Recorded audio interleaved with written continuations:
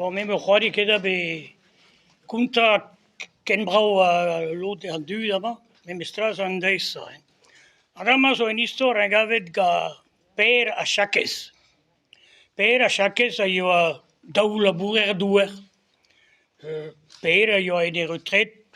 Blaves malaga je déjà. Mais chakes je donc in midden ter kan so c'est une arranque la boer dat was mestra quoi.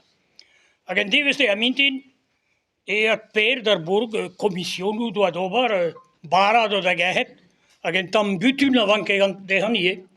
C'est une de bureau butun a goilet chaque zeno arpe de huntuar harta guin gantam de aminti industrie age a per de ode e pod hobetabo te ai carga da dulle se e plas be hai gere labura ne che maga labur pöskedar ha ja la chaque me a vishu en afstrau se age ne vi hon che deas da explica a pon petta ne gave ganistene.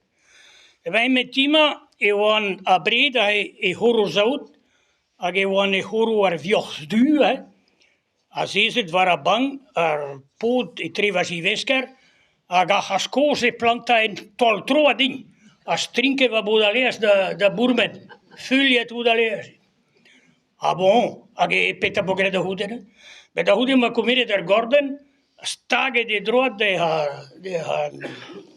ha spuren, a da hudio a zeze da dare var bang va po de treva jiveskera dare agunes a haskose planta in tol troa de do gadi droa kleis a ge da dare va budaleas da lida ja me la varida vishu en after we see ge vi hon kedias da explica a peta pogre da hudene ba da hude mo comere de gordenal a stage de gar kleis de aspuren da dare eventuali qua a da hudene a zeze da dare var bang continui da horoni aga grestos has cose planta in talos din gade di varvaginu a glase do hanutse kagalio de helosti o spen ma da io ma che da sives mistrale per nico nan me la varida visho en gastrovise age on che dies da explica a peta poche da hudene remane mo accorde ne bekin mo tenne da vasenturen